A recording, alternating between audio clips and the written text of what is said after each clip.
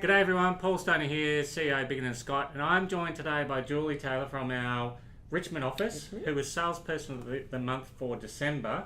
We're currently very early February. So let's congratulations. Oh, thank you, and welcome everyone, by the way. Yes, welcome yes. 2016. So let's briefly talk about December and how you did so well, and probably had a fantastic Christmas because of it. I did. But then we'll get into, I think, this first quarter, because we've just been having a chat off camera and there's some interesting things going on. So what do you think you did that set you up for that great December? Look, I think it just goes back to, like we've said before, and some of the other guys say as well, it's preparing yourself from the quarter before. If you don't do the preparation in the lead-up quarter, you're not going to have the stock. And that was basically it. For me, I found it was possibly one of my best Decembers. It just seemed that in that October period, it was those clients I'd been nurturing to try and get them to the market. All of a sudden, we're like, yeah, we're ready to go. We're not going to leave it until the first quarter because of the unknown. So that's how that shaped up. You had a good holiday mid-year? Yes. Yeah, right. And but interestingly enough, that usually sets people up for a fantastic end of year. Yeah. Because you come back and you're refreshed and you just start and you're doing ready all of to those go. things again. Absolutely. So it's interesting how it works. So December now, pretty much in all of the areas, any stock that was left has been sold.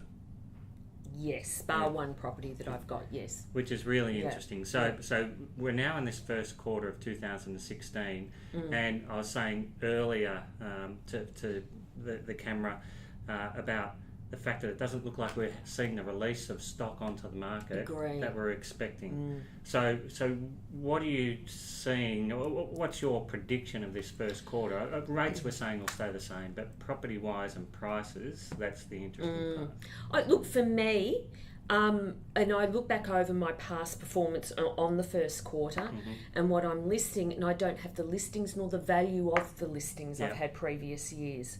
I very much look at the value of my listings. This year, so this quarter, though, the end of last quarter was tailing off a little bit because there were those buyers that the stock just wasn't coming to the market, and they're sort of thinking like, I'll have a bit of a sleep over the Christmas period. So there's a lot of pent-up demand, and you should be selling this to your clients or your potential clients, but I'm getting, I know, Jewel, but Easter's coming, things are all happening so close, so quickly. I'm looking probably around mid-year. One call I did through the week, you've definitely got a listing for September. So for me, and then from what I'm reading, there's going to be a shortage. So do you move on at that point? Or do you go back and you keep on chipping away, trying to get them to realise the current market? I don't know if that's a fault, but I tend to know the people I'm dealing with where I should stop. Because I do think there's a point where you just push, and it's uncomfortable. It's uncomfortable, and I don't want to be known as that agent that just keeps pushing and pushing. Whether sometimes I could have pushed harder, I probably could have. So at the moment, currently I've got 2 for May. So my mindset now is Easter. I'm after Easter. That's it's interesting, isn't it? So pipeline, and I'm speaking to a lot of the guys in this last couple of weeks. Pipeline for this first quarter, it is lacking. It's really lacking. I believe so. And that the pipeline, which they thought was first quarter, looks like it'll be second quarter. And that's going to really push everything out into middle and end of the year. So what do you then go back, replan, look at what I'm doing now? You need stuff to come to market now.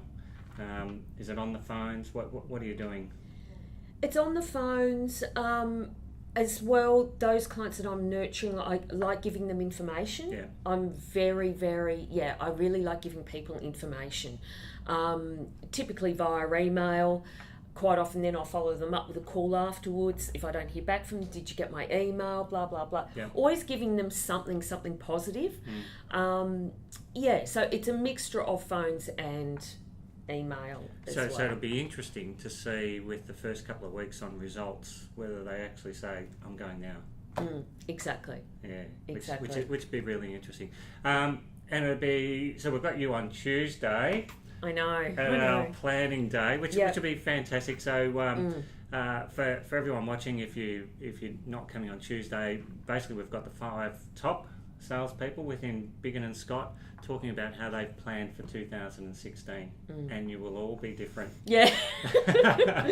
Yeah, and that's what's the great thing. Yeah. We're all different, like our clients are all different, and we attract different type of clientele too. I really believe that. Yeah, correct. So. And it comes down to the old treat people the way you want to be treated. Exactly. And we all want to be 100%. treated differently. Yeah, absolutely. So congratulations again, Jules, Thank you. on December, and look forward to watching in this first quarter. I look forward to watching everyone in the first quarter, because it's going to be interesting, I think. Yeah, it's a bit dynamic. It's moving, but it's kind of not.